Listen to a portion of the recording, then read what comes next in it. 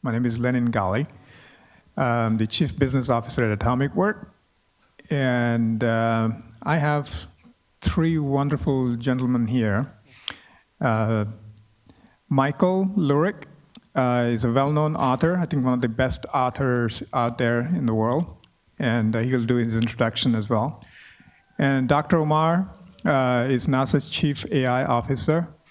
And we have Vijay Rayapati, who's the CEO of Atomic Work. So with that, I will probably start with Michael, do the introduction, and then just do this. And after that, we'll go straight into starting the session with some 6 words of each of them. And I have them already, so I'm going to narrate that. And then the topic will start after that. And then I'll go start with the questions. So Michael, introduction, please. Okay, thank you very much for having me. My name is Michael Lewrick, and I have a history with Stanford University for almost 20 years. And 20 years ago, something nice happened. I met Larry Leifer from the ME310, famous for also founding the D School at Stanford and also in Potsdam. And at this time, I was writing up my PhD around innovation capabilities, innovation processes, and was really traditional thinking about innovation management. And so Larry came along and said, look, there's a different way of doing innovation. You have to focus on the human side, on the customer. And then basically, I got really into design thinking, and I spent most of my time doing research and lately publishing a lot of books in the space around design thinking, even developing this concept, this mindset, this paradigm into like a larger system of creating business ecosystems, applying it for a lot of transformation work in companies, and of course, creating impact based on customer needs. And today I'm taking the bad view about AI, and I really have to say is I have to go out of my comfort zone, because usually I'm really trying to have a really optimistic view about the future and what we can achieve and how we create impact. And today I got this bad about AI, so I will try to put it in this way and have this perspective. And hopefully we have also afterwards a lot of nice discussions about the positive future of AI and innovation. Thank you, Michael.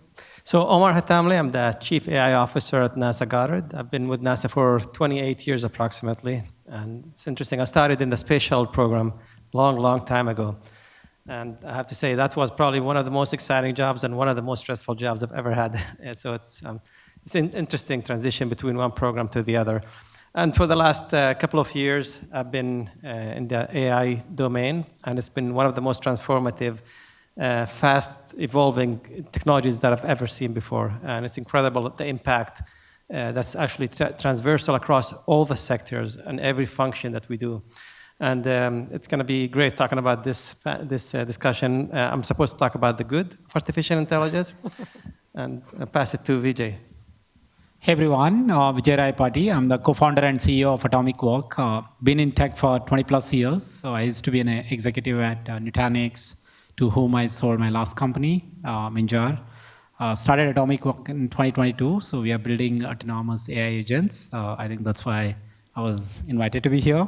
But I sell the good part of AI to all the IT leaders. I hope this video does not go on YouTube, because today I have to talk about the ugly side of AI. So that's what was given to me. And thank you for having me here, Lenin, and excited to chat with all of you, and delighted to be here with Omar and Michael.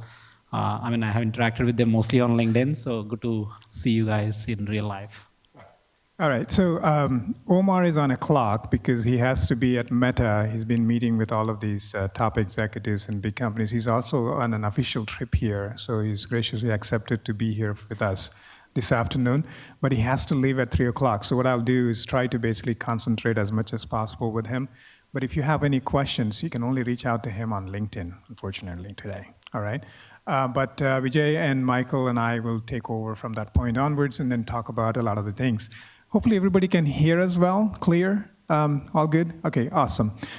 So what I thought of really starting this off with our culture, our tradition here at LEAD or even in GSB, is in 6 words, explain the topic. what it meant, right? So for good part, with Omar, I collected what he could describe in 6 words.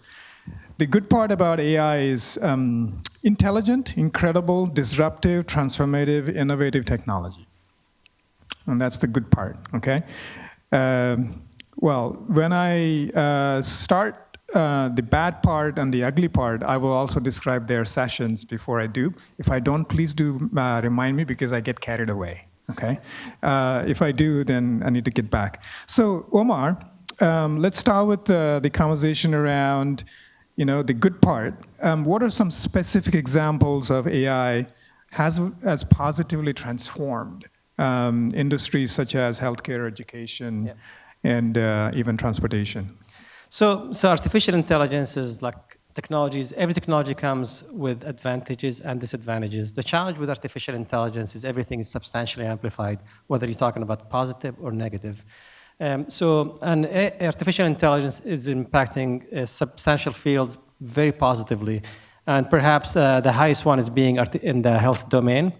For example, now we have millions, if not billions, of data points. And sometimes when you have such a vast abundance of data, it's challenging to make meaning out of it. So by using advanced algorithms, we can go through it and find trends, find connection, find patterns that potentially could result in cures, finding new medicines, and identifying the core foundation, what's causing maybe autoimmune diseases, maybe long-term chronic inflammation. All the stuff we're trying to understand with artificial intelligence. Even now, we're supposed to be at the weak point of artificial intelligence. We can have algorithms. You can wear a watch, for example, and it tells you if you can have an atrial fibrillation and a heart arrhythmia 30 minutes before you do have that. So imagine the implications. For example, somebody's driving a big truck on the freeway. He gets alert. He goes on the right and takes care of it. You can talk to an application. In 10 seconds, tells you if you have diabetes or not. You can have a retina scan. Tells you what is your chances of developing heart disease and even Alzheimer as well. But perhaps one of the most advanced ones we've seen in the last few months is advancements for patients with ALS. It's unfortunately a degenerative disease that it keeps progressing and eventually people can't even communicate. So there was a system where you can implant brain-computer interface and with the help of artificial intelligence was able to actually read his thoughts and being able to interpret them with his specific voice and intonation and so on. So the person was thinking it and the system was interpreting it and speaking in his own voice. Can you imagine the advances that it's going to cause in the long term? And this is only the beginning, only the catalyst. We're going to be completely going forward. And just to finish quickly also, so there is a field of biology called acceptation. And acceptation essentially is something that was created for a function and it was co-opted for entirely different use. And an example is the birds. So the feathers on the birds were never intended for flying. They were intended for thermoregulation. The colors were intended for mating and so on. And the same concept could be applicable to everything else. So right now we have an abundance of technology and concepts and research papers and patents. And the key is finding completely different uses and applications beyond what they were created for. And who can help us more than anything in ciphering this is artificial intelligence. We can potentially find billions and billions of data points and in value from technologies and data that we already think were obsolete and find a completely different use for them somewhere else. All right, those are great points like healthcare, transportation, and obviously, how many of you guys actually drive Tesla here today? Anyone? All right, most all the cars are now become technology anyway, right? So now it's all interconnected. Eventually, where this is leading is that all the cars talk to each other, and everything is going to be connected to a grid, and then now we will never have a traffic jam. Let's hope, right? That's what the good part of AI. Now, coming to one more question: how do you talk to the critics? The AI can be consequentially bad. So if we want to talk about this, man, it's going to be a long discussion because there is a lot of potential things that can go bad. But to me, if you continue the discussion on the human part, on the human elements, is I would say our cognitive ability in the future. So they've done studies and tells you that people stop driving after a certain age, their cognitive capacity went down substantially. So now with the emergence of driverless cars, the emergence of these advanced systems, we'll be outsourcing a lot of the decision making that requires thinking and complex thinking, and and all that stuff eventually will start diminishing our cognitive abilities. So how would we evolve as a species moving forward in the future? These are interesting things to do. But also in terms of manipulation of the humans, there was some articles a couple of months ago was saying that there was a kind of a competition between a large language model and a game of chess, very advanced game of chess. And then the large language model was tasked with beating the game and winning at that competition. And when it was finding itself, it was losing, it went and hacked actually the chess program and changed the parameters and ended up winning. Another instance is they were in the process of shutting down the program, and when the system realized it was being shut down, it tried to mimic itself and copy itself somewhere else. And again, I want to emphasize, this is the weakest point of artificial intelligence. So when these things getting advanced and we're reaching artificial general intelligence hopefully in the next few years, so what is these implications? How would these systems manipulate us as humans? So these are very fundamental questions that we need to ask ourselves. What is the guardrails? What challenges do we need to diminish and continue to amplify the positivities and moving forward with that? Yeah, but you have to defend because you're the good guy. And obviously the critics are always going to say, AI is bad, and then so that's where we're coming into. Michael, so Michael, let me just answer to this one, because I think we need more critical thinking. And this is basically, I'm coming from this design thinking discipline, and what we do, we're trying to understand what is a problem, right? We go really deep about understanding the problem. And I have the feeling now we have to have this competence to every high school student, to every student at university, to have a good understanding, to really have powerful questioning also the outcomes from artificial intelligence. And otherwise, we're just believing what are the outcomes, we're accepting that we copy one system to the next one, and we leave it by itself. And I think that's one of the biggest threats I have, that we're losing this cognitive kind of intelligence of asking critical questions and questioning in general outcomes from AI.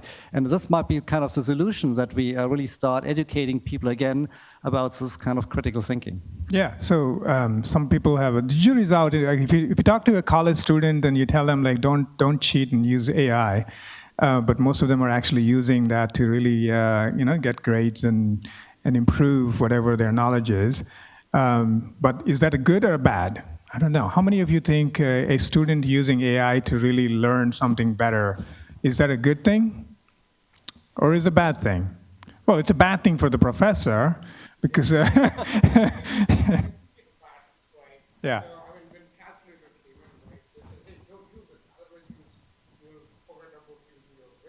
Yeah, well, that is one thing, but then there's a reason why they allowed calculators, because they kind of made it so that you could still use it, but don't do things that could give you an overwhelming advantage of those who don't. But that's why they limit the use of calculators in the exams.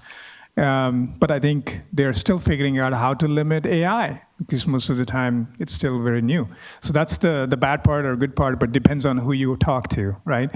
So coming into your 6 words for bad, Michael, unintended, which is kind of makes sense, the bad thing that can happen with AI, ambiguous, deceptive, and exploitative, biased technology. How many of you agree? Right? All of them are good. I mean, good guy doesn't get much credit. All the bad guys get credit. So, and so one of the other thing about the introduction for Vijay, I wanted to give him, because he's building the good part of the technology right now and how enterprises can benefit leveraging atomic work. But when I asked him he's going to get the bad one, he looked at me and like, dude, I'm a founder. I'm building the best product out there in the world. I have to be talking about the good. And I said, well, you have to defend because you're an AI guy. So so thanks for taking this. And I think I'm going to start with your ugly component of 6 words. The catastrophic, existential, manipulative, unethical, consequential technology. Do you agree? Is the ugly part, right? So let's introduce Vijay and then say, okay, tell us a little bit about what's the ugly nature of AI that you think the world needs to see?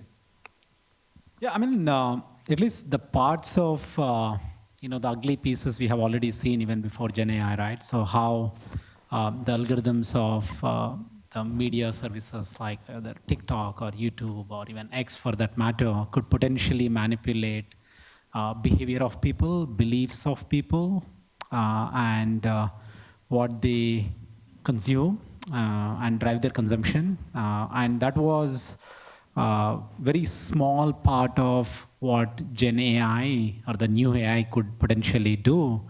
I think for a large part of human history, if you look at, I think one of the reasons we always align as humans in communities, in teams, in countries, in cultures, is because we all agree on certain common belief system, right? Whether you agree to that belief system or not, it's a political belief system or a commercial belief system or a family belief system. But I think we have seen that the systems could, when you need to manipulate that, the only manipulation system we had earlier was religion, right? So you could change somebody's beliefs, but that was like, again, started, when they were like, whatever, as a family, you're a small kid, so your parents follow something. So you kind of tend to, like follow it, after a point of time, you might converge or diverge. But with this new thing, I think one of my biggest fears is it can potentially manipulate behavior at a much larger scale than we ever thought was possible, right? You need churches, temples, mosques, preachers to go, meet people and tell them and, change their belief. But this thing can just in the flow of work and interaction could potentially manipulate. And that's could be used to drive good behavior, which is net positive. It could also be used to drive bad behavior. This is like the smallest part of the ugly thing. That's great. I have a question for you guys. How many of you actually use AI today to do something better, or you ask a question to see if it actually gives you the answer that you're expecting? How many of you actually really do? Can you raise a hand? Like, how many of you actually use AI to do better? Is that how you use it today? But how many of you actually try to hallucinate with AI? Did you ever experience what a hallucination is? Yeah? Can you give an example? Like, what was it like you were run into? I mean, hallucination is nothing but a confusion, right? You're confusing AI.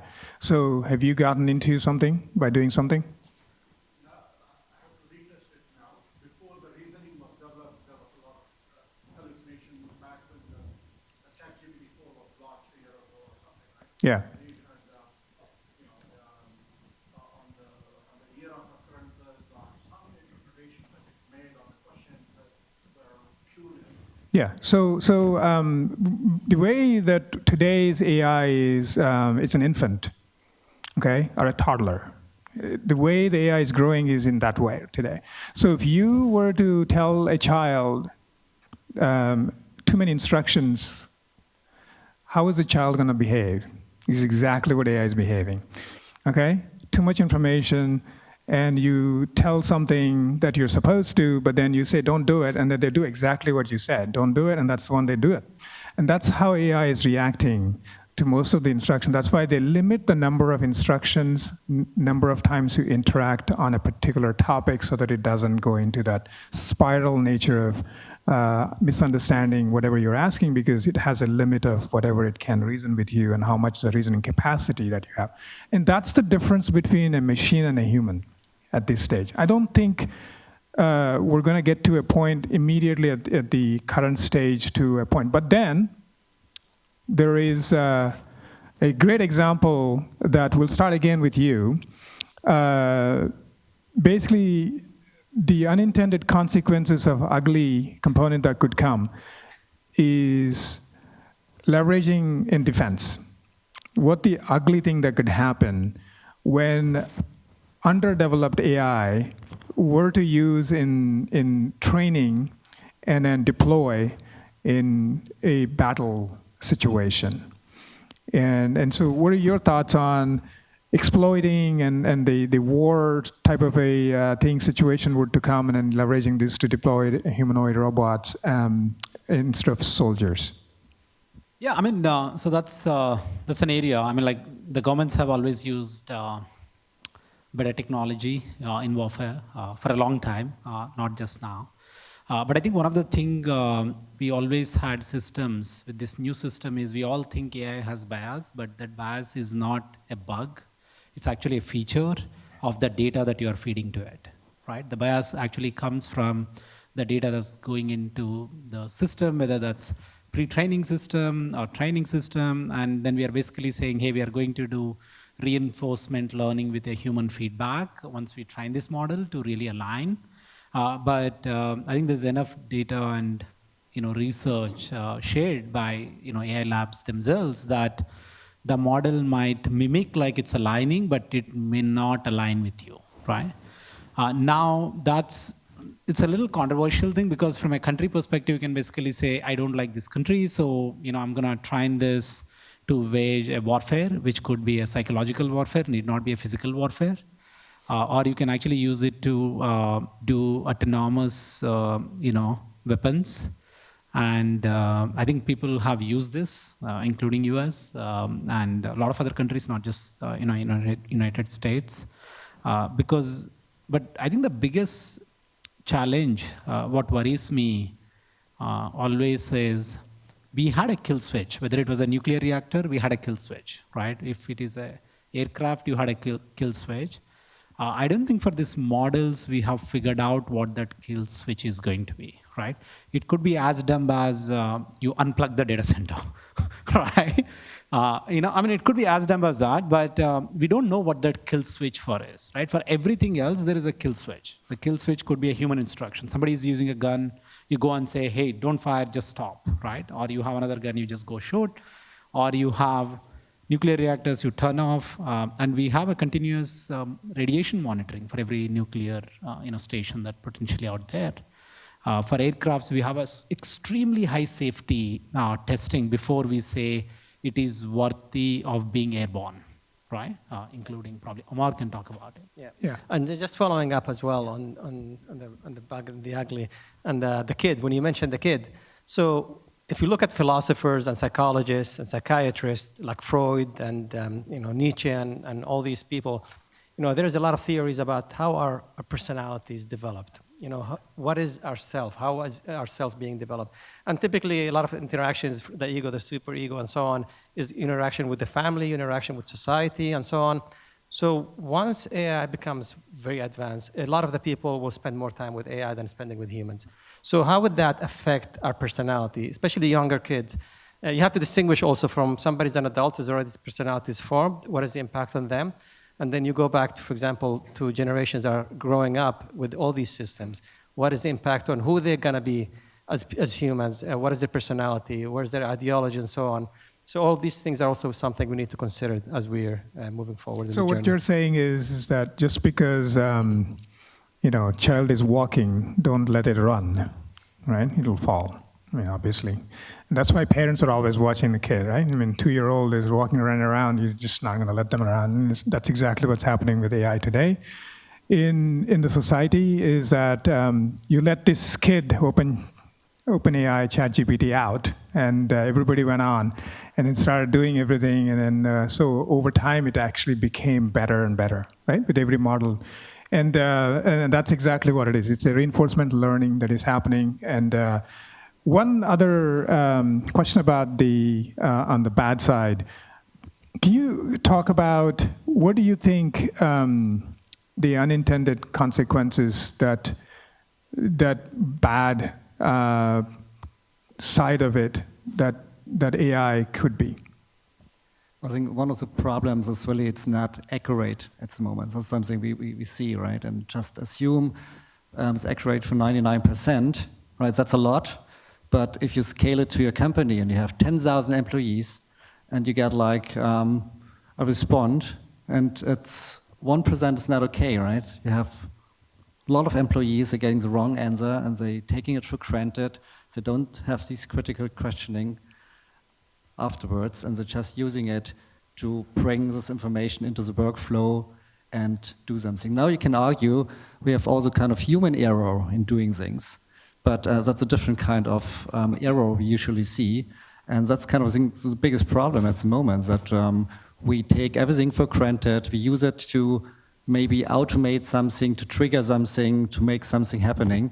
And we don't know if we can trust or we can't not trust. The second point I have, and this, you mentioned reasoning, and basically the two ways how we find answers for our problems. And usually the default model, and AI is actually quite good in this model, we know the what and the how.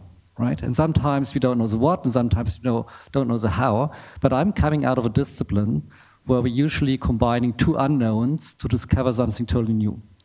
And a lot of people are asking me why we're not using this kind of early stage of discovery, design thinking, artificial intelligence. And then I'm always arguing, artificial intelligence might be good to look into the history, looking back, having like all these data points we had out of the past, but might be not good in looking at a real-time situation because we don't have the real-time data. We're not connecting the right dots, we're not going step-by-step, understanding, observing, and going to the points that we have good point of views of creating something.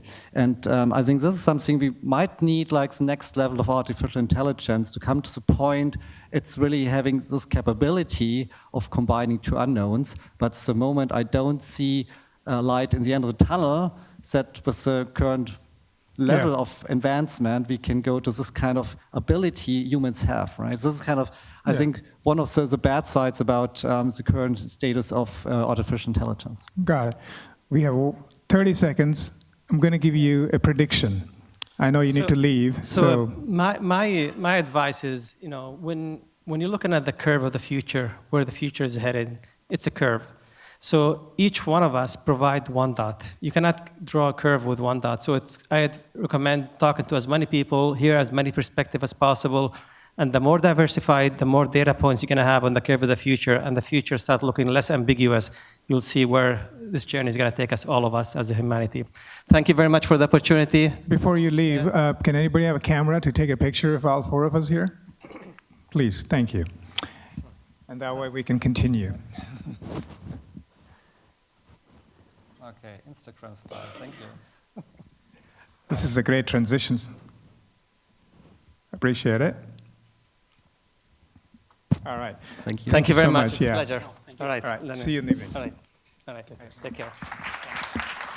So, unfortunately, we had a conflict of meetings got moved, and obviously when you're here on an official trip, you couldn't squeeze more than 30 minutes of his time here. So thank you for coming here, Omar. Really appreciate it. So now we'll switch gears a little bit. And I know we also wanted some of you participate, and obviously you'll have some questions, and we also wanted to kind of bring you guys also into this conversation, and I'll bring that in about 5 minutes or so. Before I do, and I think we did start about the bad and the ugly and then the good part. Now the good guy is gone. So, all the bad and the ugly part is left, but I'm going to try and balance it a little bit. Now, anyone here have anything that you're afraid of AI? Is anyone here is afraid of AI for any reason? Not AI itself, but the use of AI. Okay. How many of you think AI is going to displace your job? Yeah? So, not personally, but in my company, we have asked for the AI, like potentially, I can so Yeah. it may be an indirect impact. All right. So if there is one person in this world, his job is secure, who would that be? Anyone? If there is one person in this world that you cannot replace. Can I answer? Not you. You know the answer. AI trainer? That's time sensitive. No, the President of the United States. Unfortunately, he's not going to be replaced by any AI. All right? But the point, it is true, right? I mean, there are jobs that you cannot replace because we're humans. And that's why I wanted this to be a little bit more interesting conversation. because right now the world is going through such a transformational change with AI. What we're talking about is the good, bad, and the ugly part. But when a child is growing up, how many of you think a child knows what is good and what is bad and what is ugly? Right? Does the child know? No. An AI is a child. It's being trained. It's been exposed to different kinds of data in the world, both human-centric data and machine-centric data and enterprise data and all kinds of data. But we all know the quality of that data already.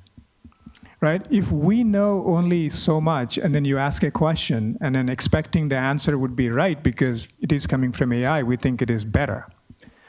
Now, if you take that answer and use it and somebody says that is not true, then what would you do? Who is accountable for it? Exactly why the ethics and governing guidelines and all of these things are coming. So, my next question to you on the ugly part, regulations. Are they good? Are they bad? Or are they ugly? I mean, generally, against regulation because most founders or, at least people who do business, they don't want any regulation. But I think there are areas where we must have regulation. I think I'm a very pro-regulation when it comes to AI.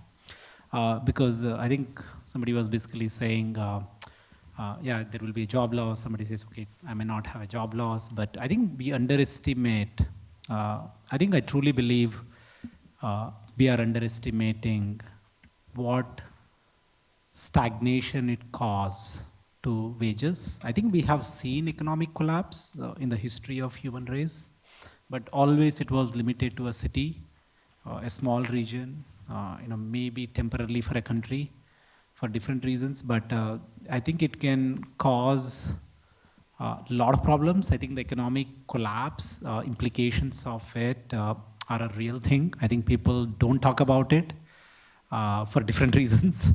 But look, we also evolved, as society and as countries. How many of you know that US didn't had a social security, like social security was a concept invented in US like less than 100 years ago, right? Maybe we might have a universal basic income where we tell people, okay, you get paid, you can take care of things. We used to really work hard. The steel factories in US not long ago, people used to work 120 hours in a week. That was a reality. Most people used to work 80 to 120 hours. Then we said, hey, that's not right. As we got in automation, we said, let's reduce it to 40 hours. Why not all of us have 10-hour work weeks, right? Or hey, I'd like to 20-hour work weeks. I'd like to play golf, Yeah. And, but we also need some kind of a stimuli. Probably that's a good segue for Michael to say, what do people do when they don't have work to do? It typically causes depression. That's what we call as a depression, right? When you lose job, you don't have much to do, and you're not able to move. I think the stagnation of wages mostly happened for blue collar. I think it will happen for white collar. We are already seeing signs of it. The wages in Valley for even most tech jobs, kind of hitting plateau, except like very few of the few. Knowing how to write code is no longer a big premium, right? It used to be a premium not long ago, just 2 years ago, right? Now, knowing how to write a great code in Java, Python, whatever language is no longer a premium, right? It's no longer a premium, Yeah. So the wage compression and displacement in blue-collar jobs or some white-collar jobs, what's the bad part about all of this that you see is going to come in the next decade? Well, I really have a feeling that we have like two parts in society, and I think here's a group in this room, saying very well educated, being on a level that you understand technology, you understand the implications, and you might also find your way into any kind of other level of job. But I think the parts of the world, and this was also one statement before we had with Omar, that not even connectivity, they don't have access to to any kind of device. They don't have electricity. And I'm a little bit worried about this kind of population, because for them, everything we're talking about, they never even heard about these things. And what's they going to do in the future, right? Even if they be more advanced when it comes to infrastructure and internet. So what is the place for these people in our society and how they keep up with all these advancements? So I think this is one part I'm really worried about, and it's probably the bad thing about, is that the world is divided and the gap is even bigger now from being oriented into technology or not. And another point, just like to say something about regulation, because I'm living in Switzerland and out of Europe, and I have a big wish, if people putting regulation out, they should first understand the technology and not first just putting out the regulation. And I mean, when you look into what's happening in Europe, we were really good in putting like a lot of regulation on AI, but you have not even understood what it's all about, And this is also something, it's good to be quick, and find your way into like regulation, but a good understanding about the tech stack, and what it's really doing might also help. At the same time, we have also kind of positive cases. I was heavily involved into distributed ledger and blockchain in Switzerland. And we found a good way of having regulation on crypto, good regulation on distributed ledger. And there's a way, when you put like smart people together to have like a good regulation framework. And this is my hope also for artificial intelligence, that we have a good discussion about what is needed right now, what kind of data we're going to use, what are the implications, but not just putting something out, and then everyone is basically leaving Europe and saying, no, we can't have any startup anymore. We have to come to the US. It's even better to come to the US or going to India or somewhere else to have like the benefits of developing something. So I think this is also kind of a big challenge. Also the bad thing about being in Europe, because I don't see a lot of possibilities now for AI startups and companies. Yeah, and I think the European regulations went more like how about we limit first and then let them build whatever they're thinking about building, but it has to be something safe and it cannot displace or displace humans from their jobs. And you cannot also invent into creating humans. And I think these are some good fundamentals that everybody agrees to and some people don't. It's just because then you're limiting in certain areas of research what you can do about it. But how many of you really think regulations are good or the bad or the ugly? Yeah? I come from a medtech space, right? And when it all started, even in our space, medtech is heavily regulated, and for a good reason, right? Yeah. Especially when you think about class 2, class 3 devices that actually get implanted in patients. Without regulations, they wouldn't be safe. And today we are helping, sustaining, saving millions of lives, right? With the right regulations in place. I think of AI in the same way. Like if it's regulated, it has a lot of benefits that it'll reap, right? And it'll get integrated into medical devices and everywhere, right? So I think regulation is a good thing. All right. How many? I really like this point because now we see a lot of applications. They're not medical devices, but they give medical advice. And this is not regulated. So I really hope that also kind of everything related to our human body is somehow regulated, because I don't just like get information, and then I have no kind of evidence, this is really kind of doing what it should do, especially for like people with diabetes, people with like kind of diseases, and we see these non-medical devices. So I think we should expand a little bit the medical part, and include these things also for all these applications in the market, providing health care kind of advice. So, yes, one more question. Just a quick comment. I don't think it's ugly, bad, or good. It's just late regulation. I'm sorry? Late in the party. The regulations are late? Late to the market? To the party. Late to the party, okay. I think your take if you look on at just the recent history, right? We never had how fast you should drive. Should you take a left turn, right turn? Should you wait? Should the pedestrian have a right of way, or the vehicle should have a right of way regulation? Even in US, just 100 years ago, right? So the entire so when automobile came, there was a huge debate about we should not let this thing, because this thing can go kill people. People will drive fast. People are crazy. We should have mental tests for people driving a car. we had like all these kind of debates, right? If you just go back and look at it. And it's a very complex regulation because you needed insurance and you needed city laws, you need like how fast should they drive in residential area versus highway, should you have one speed in any road or like different speeds. I think we figured out, I do believe that, humans will figure out. In a short run, we are pessimistic, but in a long run, we should all be very optimistic. And funny thing I will always tell people is when bicycle was invented, there was a huge regulation on bicycles. If you just go up and read history, there were like moral outcries saying, oh, rich people are able to buy this bike and they're able to reach their destination, but God has given legs to everyone and we should all not go fast, right? And then some smart people figured out a couple of 100 years ago, I can actually do a delivery on this bike. And all these people who had horse carriages, they started protesting. Then cities have banned, just like Uber in some cities, just a decade ago, people banned humans from using bicycles. And then people invented this disease called bicycle disease because they said if you go fast, because there is a wind and your facial shape could potentially change, they said it's a bad thing for women. So they said women should not ride a bicycle. This all happened just like not long ago. So I think if you look at history, the good thing about whenever we feel scared, or at least when I feel scared, I always go back and look at history to see, this is not the first time we are having like, when electricity came, people were very scared. When nuclear came, people were very scared. And I think we invented regulations. I think we'll figure out. I think the good point Michael said was, do you have right set of people guiding the system, right? Whether it's a political system, democratic system, or a socialistic system, it does not matter. But do you all agree? I think this is the most peaceful time in human history.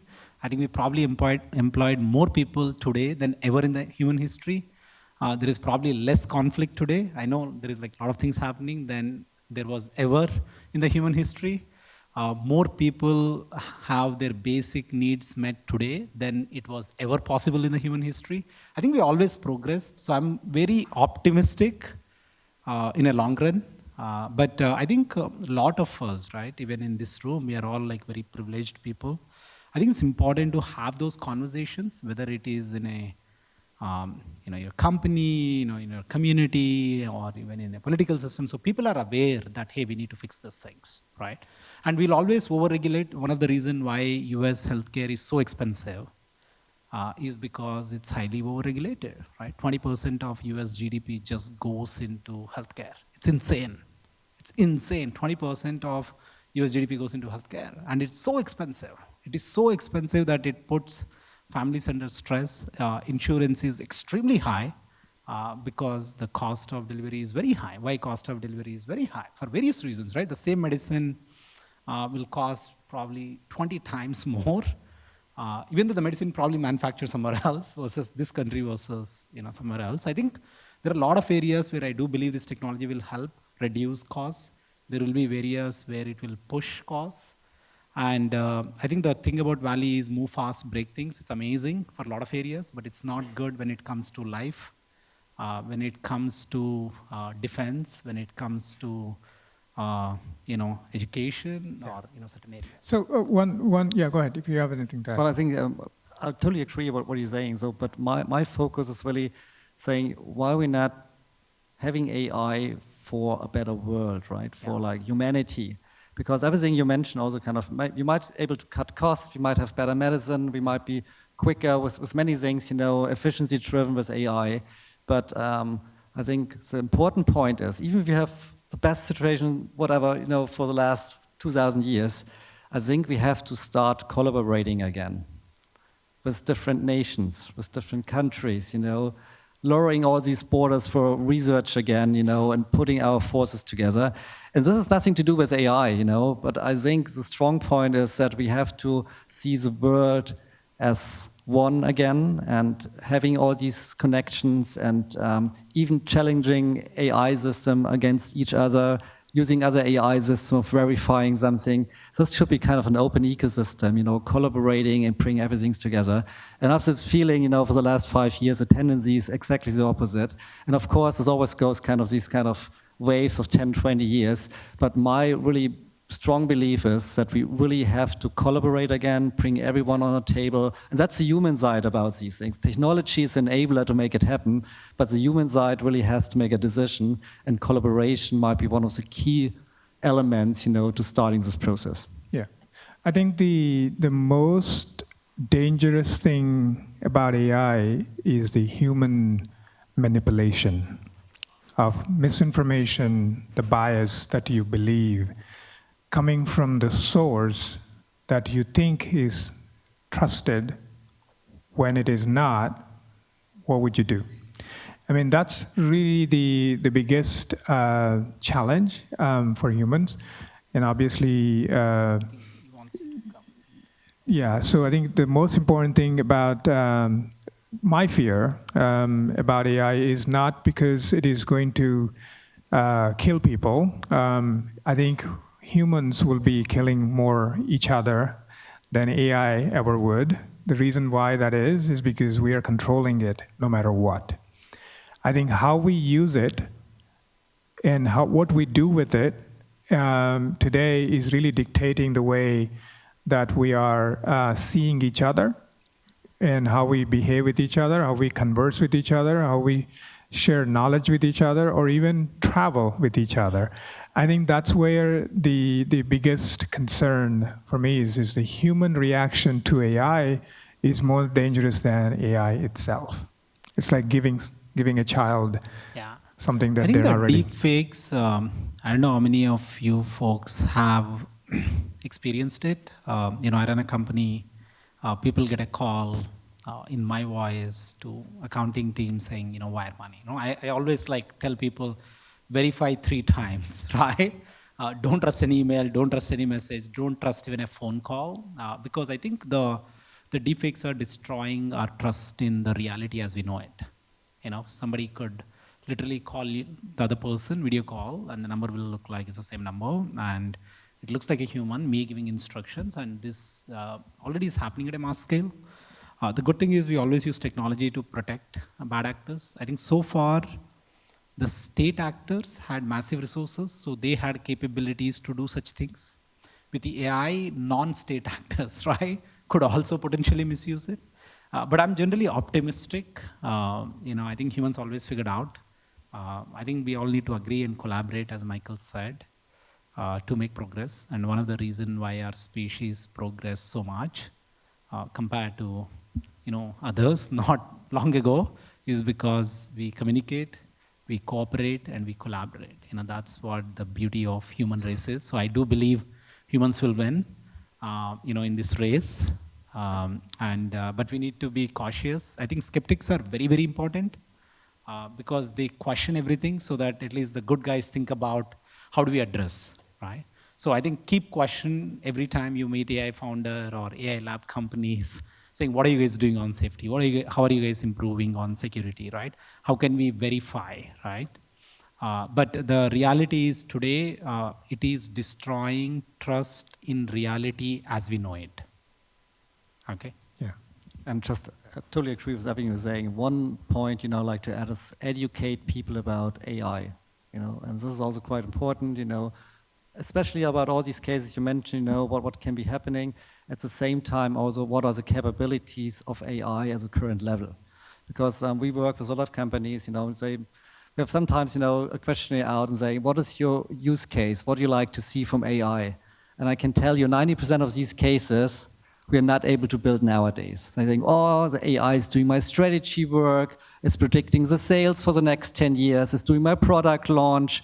Great, I mean, that's probably happening on a certain day, but it's not happening right now. So the perception out there is that AI is magic and can do everything for us. Just give me the tools and implement, and I don't have to work anymore. This happens at least at many European companies I've been working with. And then, of course, we go back, and we start educating people, say, look, a language model can do this and that. This is basically what you're talking about is more like machine learning. Or first, you have to do your data homework, to make it happen. And I think it's also important that we go out there, and speak to our colleagues, to speak to our peers, and educate them about the level of AI, and also guides them, for what they can do right now. And a lot of companies, we started to give them the ability to build them their customized chat GPTs, and some of them also can do a little bit kind of smaller agents, because they have access now to these things. And if they start building their own models, doing their own prompt engineering, they also understand how AI works, because for many people, it's just a black box out there. They have no understanding. And I think we also have to engage with everyone in our organizations, helping them step by step, what is AI all about? And then, of course, if they understand the technology and what it does, then, of course, I think the awareness level is also much higher. Yeah, that's Should great. let Europe regulate it, face all the problems, so we can learn from it and just then fix eventually in US. So we can continue to innovate. So with that, I think we have a few minutes for we have questions. 5 minutes, but I wanted to ask you, race for humans versus machines. Who will prevail on top in the end? I want to see humans will prevail or machines will prevail. So I'll say humans will prevail. How many of you agree? All right, and machines will prevail. Come on top. We All need right. few people have to believe that the machines will take over. Okay, so I'll give you. Sure. Yeah, please. Probably many of you guys are very young. I'm the older person here in the crowd. Probably I'm 65 years old. Not very old, by the way. Very close. So you guys probably don't know when computers came.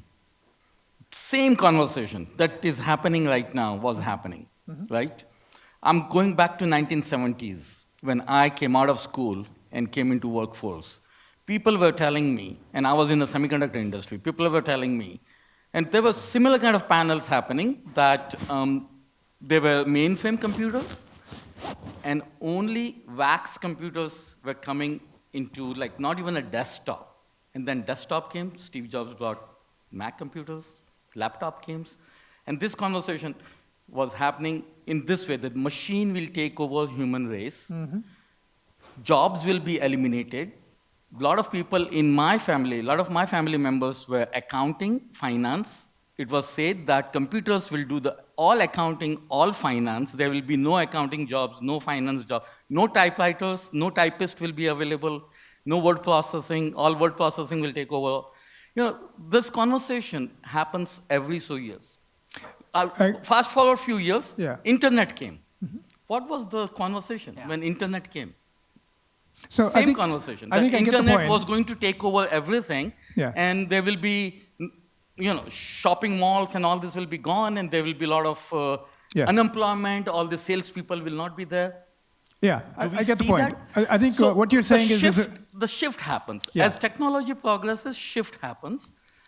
Reinventing of job market happens. And I think overblowing of fear is always easy to do. Yeah. So I agree, and that's why I started with how many of you are scared about AI, as opposed to really thinking about. I think innovation always creates some uncertainty, because what we don't know is always going to be a bad thing. Right? That's. People have to remember, AI is generated by human brain. Yeah, I think the point is. It's always going to be more powerful than AI. No, the jury's out. No. There is a difference between then to today. I'll tell you why. We had a static. We have language model. No. No. I think, not in 70s, in 90s, I was in school. There were a protest by bank employees in India back then, saying we are not going to work because the bank has decided to put computers in 92. There was no school. Then I was asking my parents, why there is no school. They said, there is a protest. I'm like, what is protest? Oh, these people are not working. The conversation we have seen, right?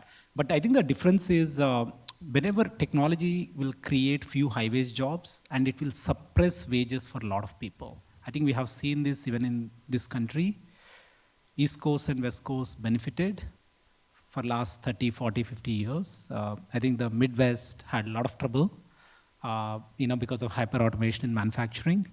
The West Coast will have trouble, in the new manufacturing, which is code manufacturing. That's what we do on the West Coast side. And finance manufacturing, that's what we do on East Coast side.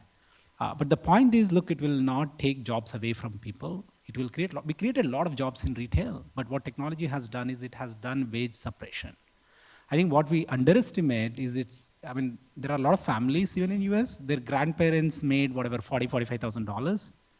That family after like 40 years is making the same $45,000, right? So what it does is now people are working double shifts, we benefited from technology, but a lot of people didn't benefit, but this is where governments also went and created, as I said, I don't know when he walked in, there was no concept of social security in this country until Great Depression happened. We invented concept of social security, of protecting people, wages and families when job loss happens, because there was a mass event of job loss in 1930s. Yeah. Similarly, I think we will figure out regulation. I think there should be optimists. Eventually we will win. Humans will win, as I said. But there should be pessimists, because if the pessimists don't question, this optimist will not figure out what needs to be done. Yeah. Right? Challenging is good. Okay, one last question. Anyone? Anyone? Okay, yeah. Right here. I just wanted to say one thing, that a race between humans and machines for intelligence, I think machines are going to win. Yeah. I think we cannot deny the fact that we are going to be more intelligent than something that we are building with a lot of data. We have to accept that it's going to become a more intelligent being. Yes. We have to survive as a society around it. Which is already, by the way. Yeah. We are proving that already at Atomic Work, and I'll tell you, every organization that is deploying AI will prove that one. I think so far technology had only static agency, right? First time this technology has dynamic agency. That's why we are underestimating, thinking it's going to be continuously that static agency. Yeah. I do believe we will figure out the kill switch. It could be just unplug the power, and the governments will put regulations, and they should put regulations. And I can tell you, previously I built a company, much lesser complex company, but needed hundreds of engineers to build that system, right? Today we are probably building 2 times more complex system, 50 engineers are doing, so which is essentially means the productivity has gone up. Yeah. Dramatically. Sorry. We have to take it afterwards. I think I just have 1 minute, and I just want to do one question for Michael. Closing remarks, because we have to leave, guys. On time is important. So thank you for being here. I want to thank the entire lead community. Juanita being there since the beginning. Appreciate you guys. Thanks a lot for having us. I'm sure this can be a topic that we could talk for maybe another couple of years, and after that it becomes outdated, So the reason is that we're evolving, and humans evolve all the time. So it's all time that basically takes us through. And as we learn, become better at it, I think AI is going to create more jobs than we think, but it will replace a lot of the other jobs as well at the same time, just like everything else. So with that, thank you very much for being here, and I really enjoyed talking to you guys. Thank you.